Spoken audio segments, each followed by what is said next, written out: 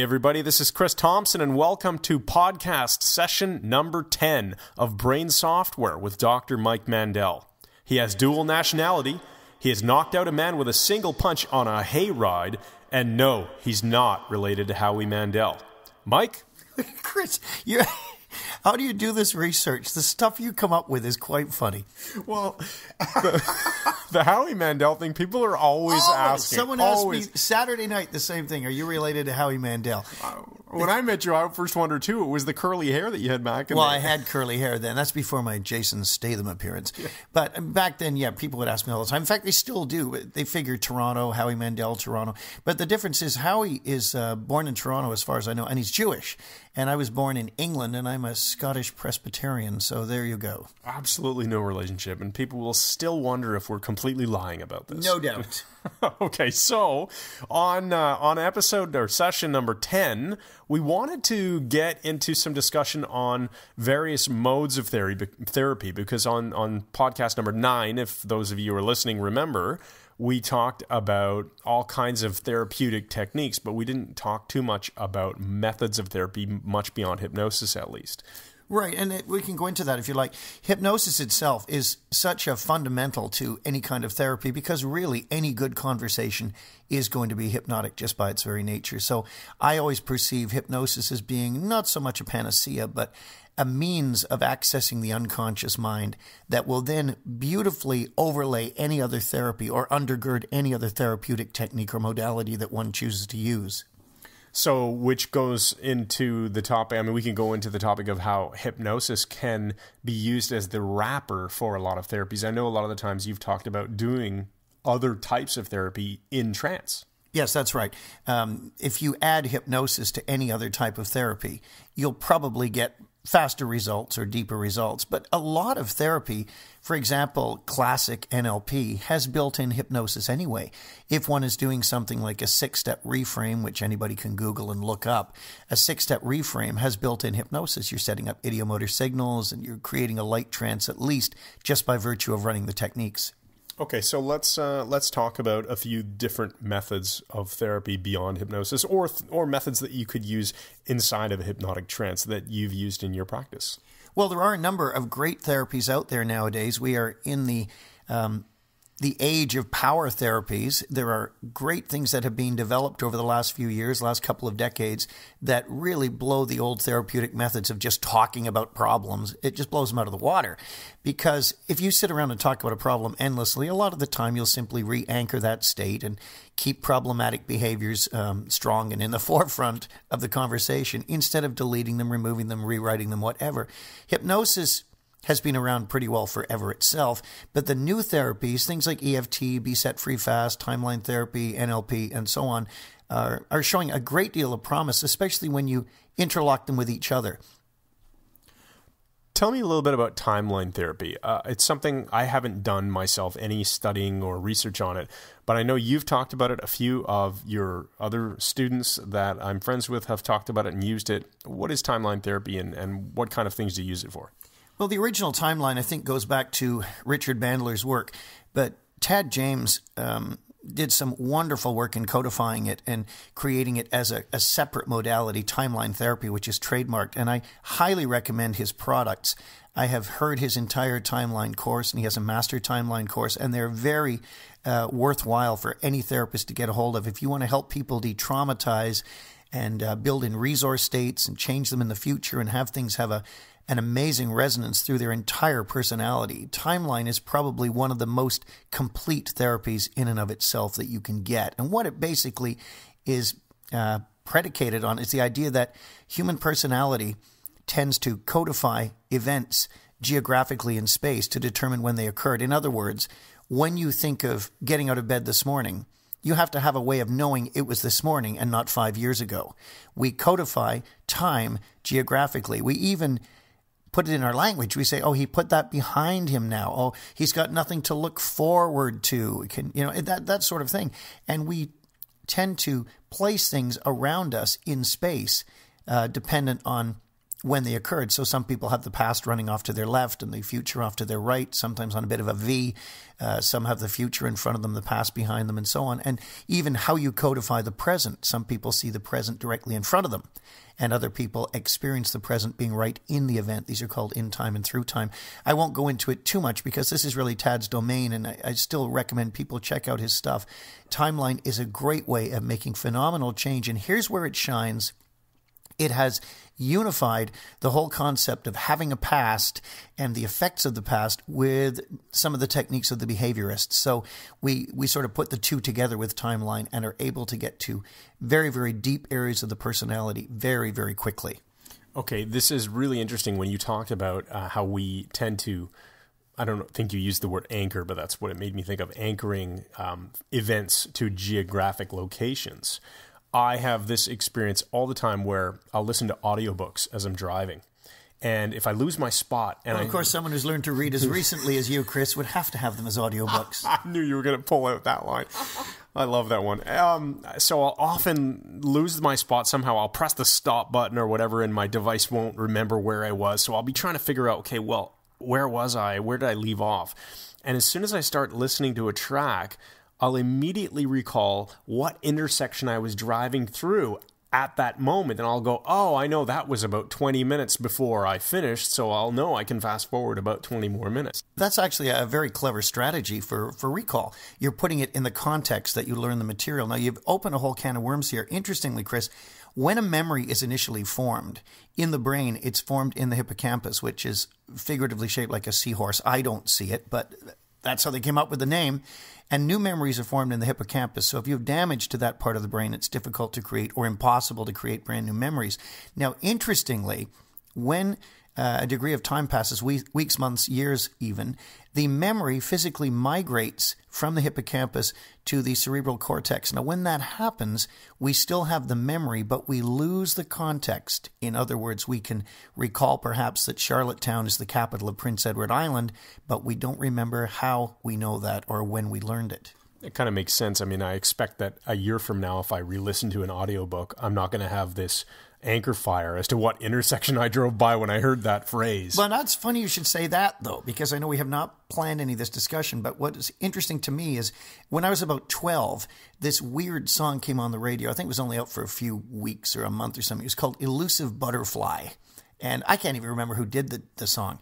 But my father and I were crossing Lawrence Avenue at Pharmacy Avenue in Scarborough when that song came on the radio. And do you know that song is permanently anchored to that intersection in my mind now? And every time I drive through, I hear that song play in my brain. Well, was it a particularly strange song that just really stands out for you? It was unusual. I mean, it was certainly something different about it. But as to why it stuck with me, I don't know. Well, that kind of makes some sense, though, that you're going to have more powerful anchors and memories for things that are strange and bizarre, as opposed to just every day, hearing somebody say words that you hear every day. Right. Strange and bizarre or deeply emotional at least. Right.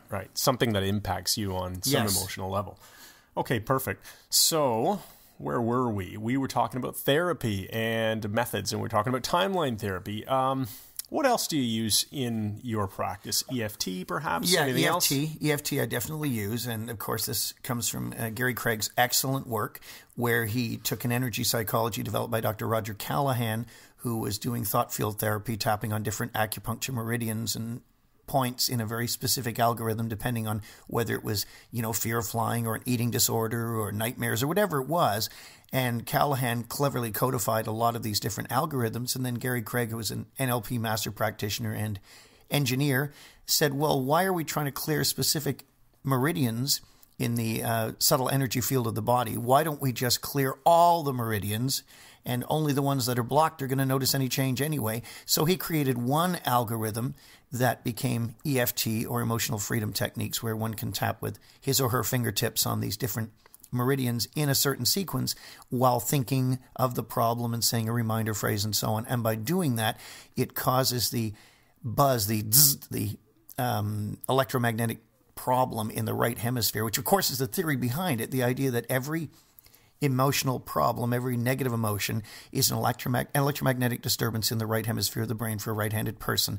And by running the EFT protocol, one discharges it into the amygdala, where it's given a linguistic tag into the hippocampus and then fired along my favorite part of the brain, Chris, the parahippocampal gyrus, past the Broca speech center into the front left brain, whereupon the experience becomes actualized, and all of a sudden you are over the problem. So the thing with EFT that is so wonderful is apart from the fact that it simplifies the tapping methods, when I first studied the energy psychologies, I studied with Willem Lammers, a Swiss psychologist, many years ago.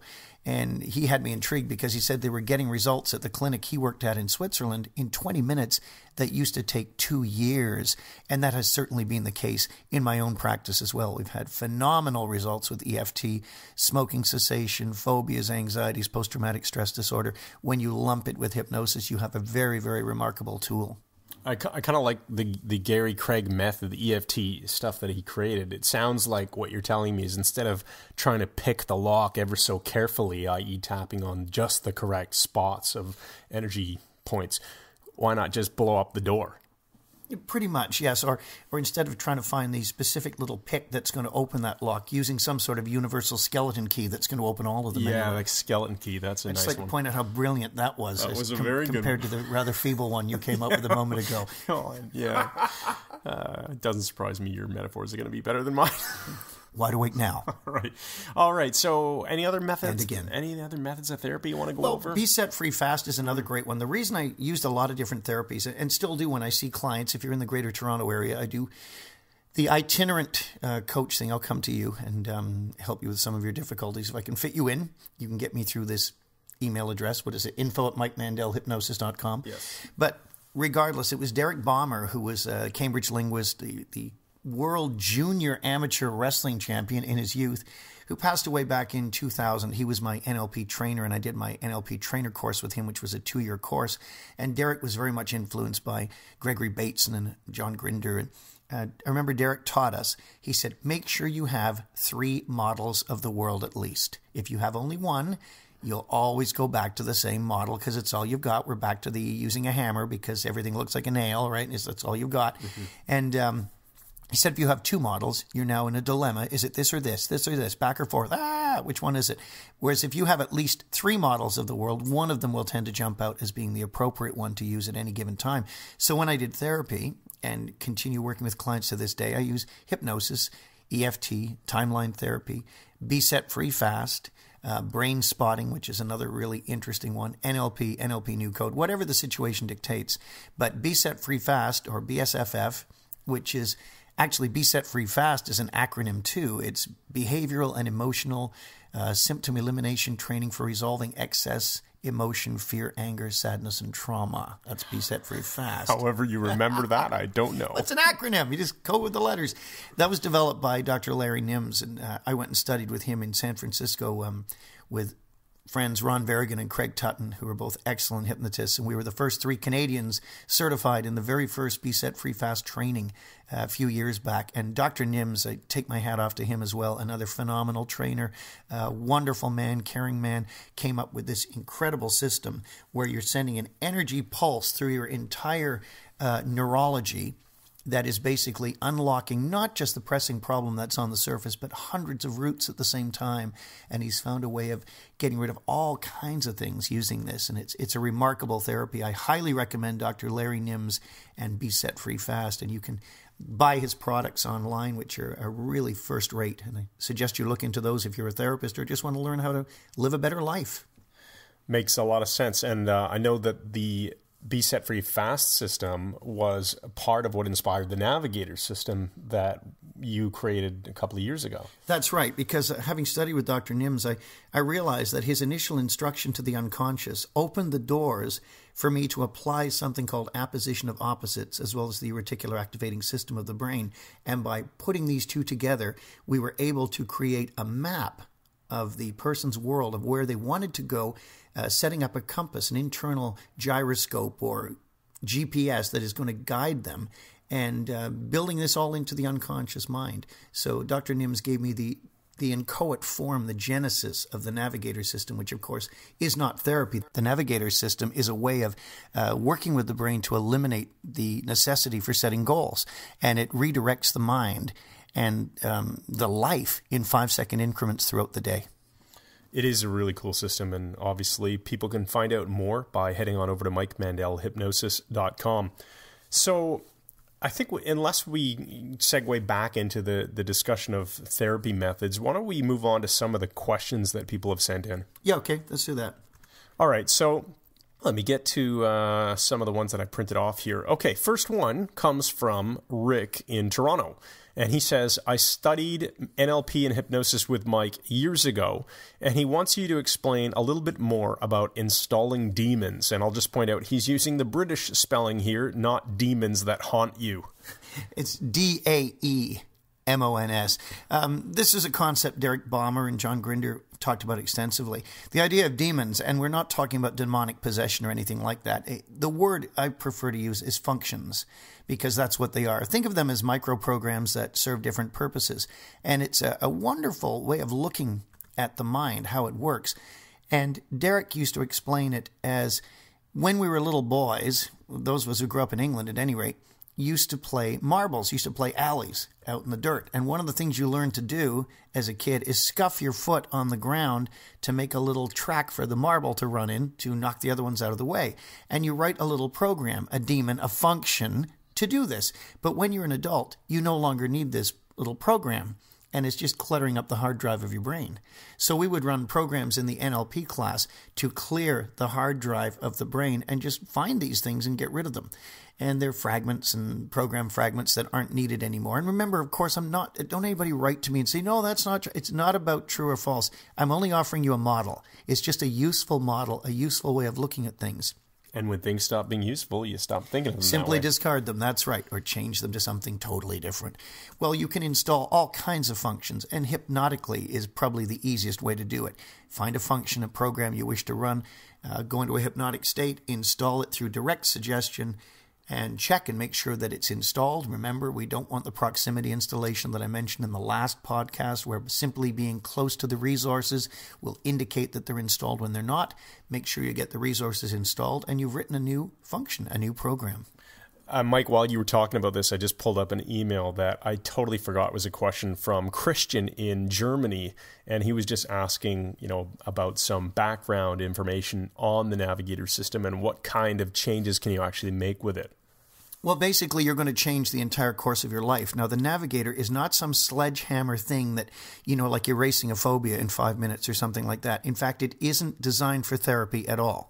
The point of the Navigator is to redirect the course of your life so that the metaphorical ship of your life isn't just drifting on the high seas.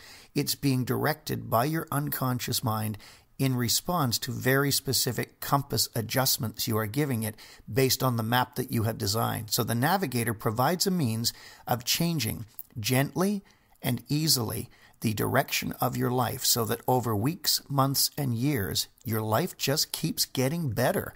And I've been using the Navigator for a couple of years now, and I use it every day. The key is use it consistently, and it will gradually and gently change the course of your life and improve it in many, many different ways. Okay, Mike, thanks. I think that answers Christian's question nicely. And Christian, if you're out there listening and that didn't adequately answer your question, let us know and we'll attack it again in the next episode. Next question comes from Paul. This is interesting, Mike.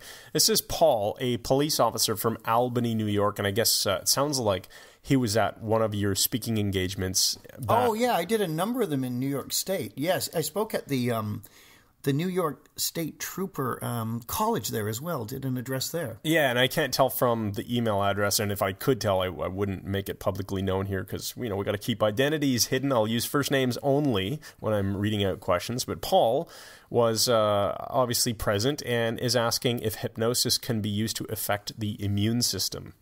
Oh, that's an interesting one.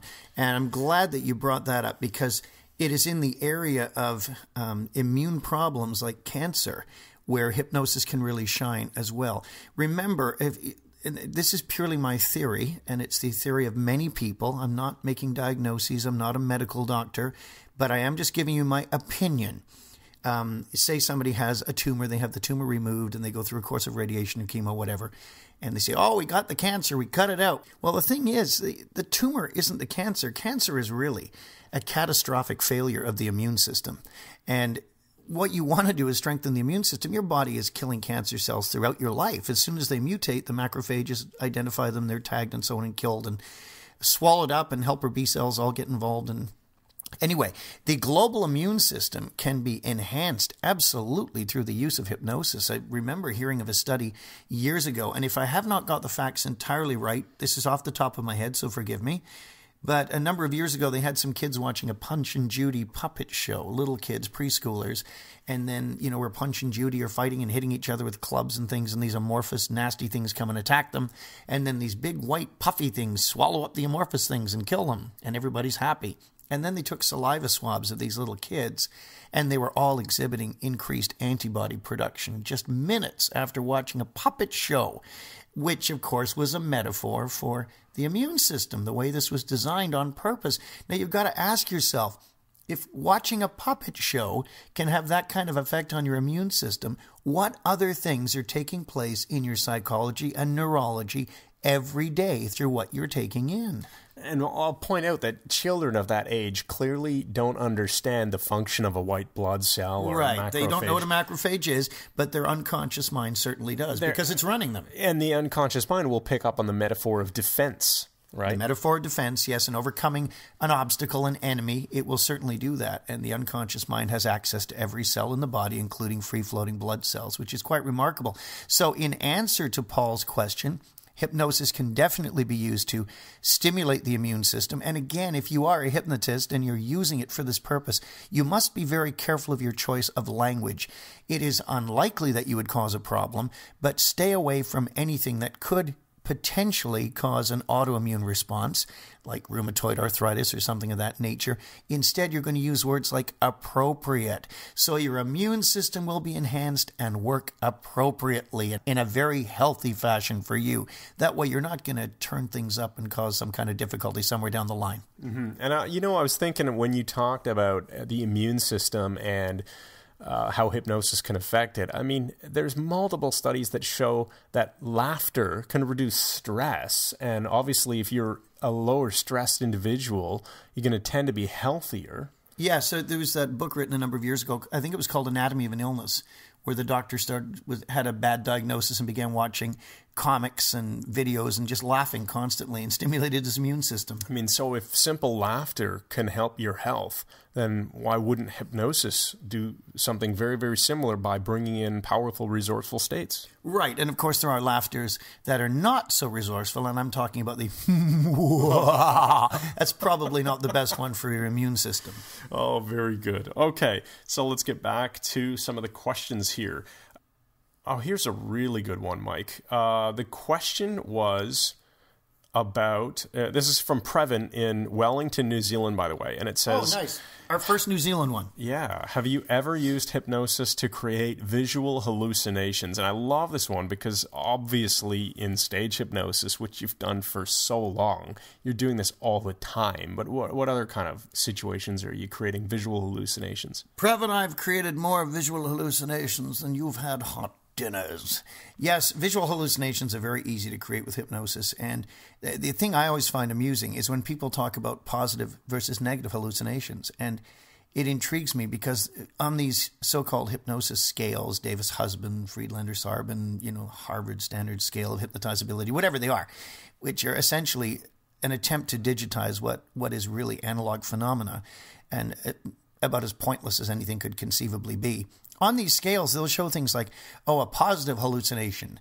To see a black cat sitting on that chair over there will mean that you're at level 82 out of 100. But a negative hallucination, to not see a cat that's there, might need level 87 or something. This, of course, is complete nonsense because positive and negative hallucinations in the visual realm or any realm are identical.